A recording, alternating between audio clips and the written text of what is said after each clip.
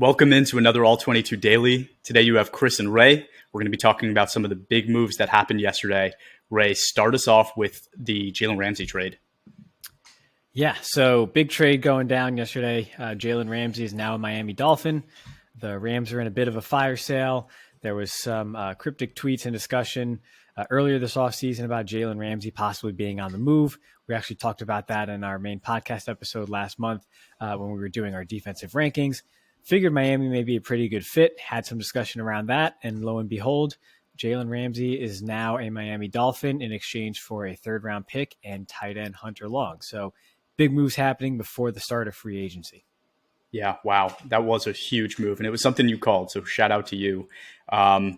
Fits a major need for the Dolphins, right? They lose Byron Jones, have a big hole at that cornerback position behind Xavier Howard or next to him now. And they bring in Ramsey. So according to PFF last year, Miami Dolphins had a 52.5 coverage grade. So this really is a big need for them and will help booster that defense.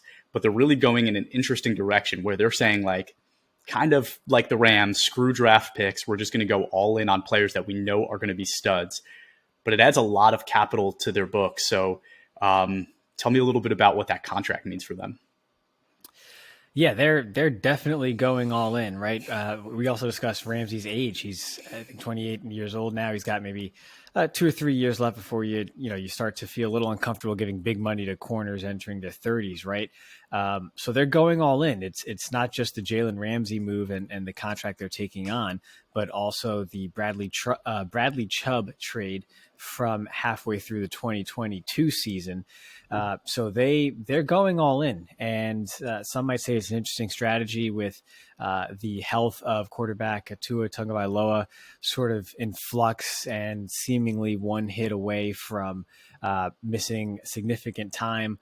But you gotta see what the Rams did, right? A couple years back, going all in and ultimately winning a Super Bowl. And maybe the Dolphins are now following that blueprint, kind of throwing caution to the wind, getting great talent and seeing if they can make a run at this whole deal, which is the ultimate goal anyway, right? Absolutely. I was sitting here and I was going to say the Dolphins, they have a year with Tua still. They have another year potentially with his fifth year, right? They don't have to sign him until that's done. They could also franchise him at the end. And the same with Waddle, right? They have a couple years before they need to pay Waddle if they want to go down that road. And they could afford this. But at the same time, we might be sitting here saying all this, and then in 5 hours, Lamar Jackson is a Dolphin or Aaron Rodgers is a Dolphin, and all that goes out the window. So I do think they're in win now, and how they end up doing that, I really don't know. The way they make this money work, I'm sure they can. It's just, it could mean some interesting things down the road. But let's talk about it from an all-22 perspective. So you plug Jalen Ramsey onto that Dolphins defense as their new cornerback one. I know you like that spot for him because you said it a long time ago, but what does that mean for his value going to the Dolphins? Yeah, I think it's actually a big boost for 2023 and probably 2024 as well, right? So if you look at the Miami defense, they graded 4th in team pass rush grade in 2022, and that's with acquiring Bradley Chubb for just the second half of the season, right? But as you sort of alluded to, they graded as a 28th best defense in pass coverage. So that's 5th worst for those keeping count, right? So he feels a big hole for them at a position that should benefit from the strength of their pass rush. So he comes from a pretty good front in Los Angeles in the Rams previously as well, right? So I don't think it's necessarily a change in how well he's playing. It's just more of maintaining that high level of play in a good situation that he's had previously, right? The Jalen Ramsey going back to 2016 since he joined the league is the highest graded corner, bar none, in the NFL. So that's in coverage, run defense, and overall grade. He's just the top guy in pretty much every aspect. So by going into a good situation like this with a strong pass rush and a division now where he's facing Mac Jones twice a year, right? We'll see what the Jets do at quarterback and how that impacts them. But he's going to have some opportunities to continue his high level play and make some big plays in the secondary. So it's a great fit for him. So what does it mean for the Rams though, right? So the Rams are losing Ramsey. They've lost other pieces now. What are they trying to do there? How long is it going to take? Because they don't really have draft picks. So what is it that they're trying to achieve by getting rid of some of these higher priced players? The Rams are that storefront that has the sign up there, right? That says everything must go, and everything must go. They are just in a complete fire sale. You can get good players at apparently like 30 cents on the dollar because Jalen Ramsey is worth much more right now than a third round pick and tight end Hunter Long, with all due respect. So the Rams are in total rebuild mode, right? And if you're a Rams fan, a Rams follower, you have to look at this and just say, hey, you know what? We went for it all. We got it all. You won the ship. So if it takes another 5-8 years to get back to relevance and being a contender, I mean, isn't that what you're going for, right? I mean, if you win the Super Bowl once every 8 years, you're the winningest franchise in the NFL. So you have to say it's worth it. But for right now in the foreseeable future, you just kind of hold your breath and say, we're not going to be in this thing for quite a while. That probably involves somehow moving Matthew Stafford. There's been some talks about that. Pretty much any good player above the age of 27 years old on the Rams is a potential target for trade if you're another team in the NFL. Yeah, and you have to think that they're trying to get some of those better picks, right? A third-round pick is not going to do it for them, and they don't have any firsts for a while. So they need to maybe trade a Cooper Kupp and Aaron Donald and Matthew Stafford. But I've only heard really rumors about Stafford. So maybe we'll hear more as the offseason goes on, but pretty interesting situation there. I don't know if there's a single person on that defense that I now go, Jalen Ramsey's gone. This is going to be a good investment for me. I still think we need to wait and see how the offseason plays out before we make a decision like that. Absolutely. And hey, if this is the route you're going, why is Aaron Donald still on the team? Wouldn't you want to get a haul for him at this point? I mean, you're clearly not going for contention this year. He's a little up there in age. He's getting paid a big deal. Why don't you get something back for him? Yeah, absolutely. And saying that, right? So he's the highest paid defensive interior in the NFL, Aaron Donald. A guy yesterday, Daron Payne, is now the second highest paid defensive interior in the NFL. He got a 4-year deal worth $90 million.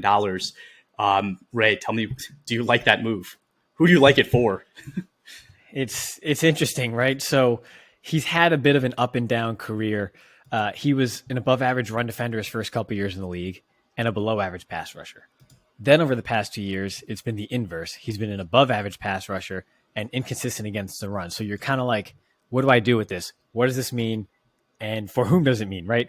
And so I took a little bit of a deeper dive into how he's used and found a couple of interesting things overall, right? So first, going back to 2018 and 2019, when he was grading out as a plus run defender, he lined up as a nose tackle or between the guards on 87 and 84% of all of his snaps, respectively, in each of those years, right? And then for the past 2 years in 2021 and 2022, when his grades increased as a pass rusher, he lined up over or outside the offensive tackle on 24 and 32% of his snaps, respectively, right?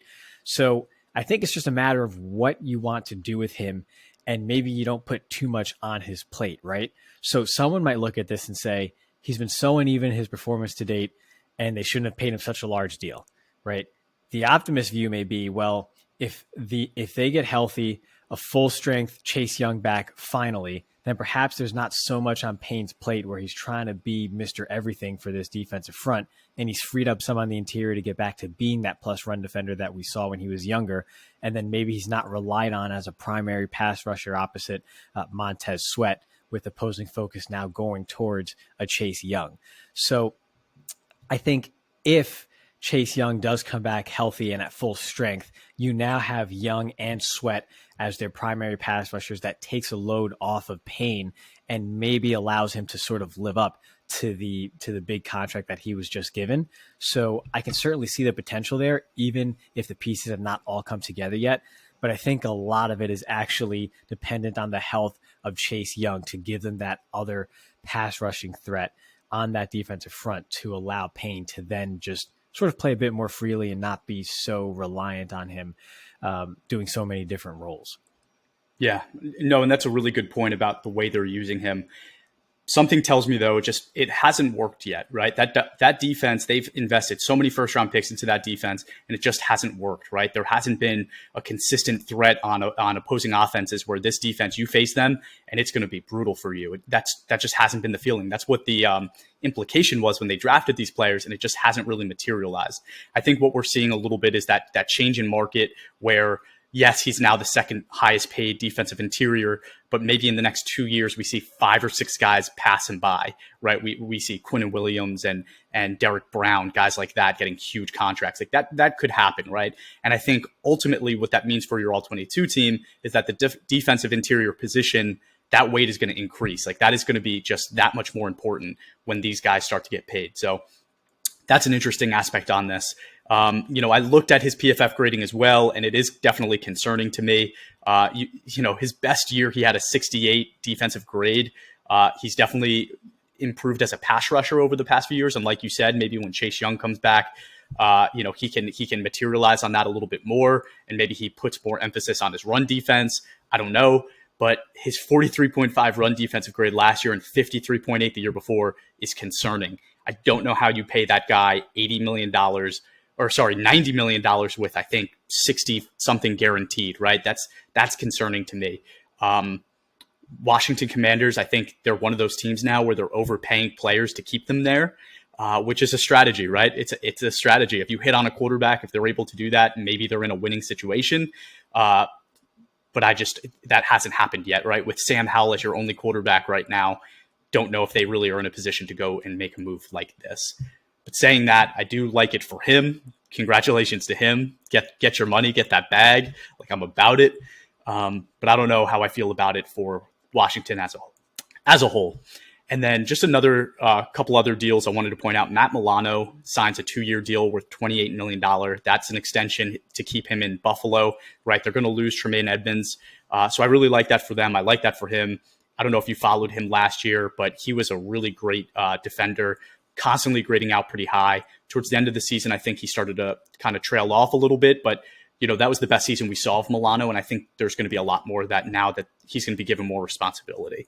Another couple of deals, Quincy Williams gets signed to a 3-year deal worth $18 million to stay with the Jets. Tayshaun Gibson signs a 1-year deal to stay with the 49ers, and Sterling Shepard signs a 1-year deal to stay with the Giants. So all pretty interesting deals. None of them are really going to make or break those teams, but those are the deals that go under the radar. You might have some superstars there, right? Like Sterling Shepard for the Giants. We know they need receiver help. You know that he has upside, and he's shown it in the past, but he's been injured. So him coming back on a 1-year prove-it deal could be great for them, right? Could be great for him and Daniel Jones. So excited to see that. Any other comments from you, Ray?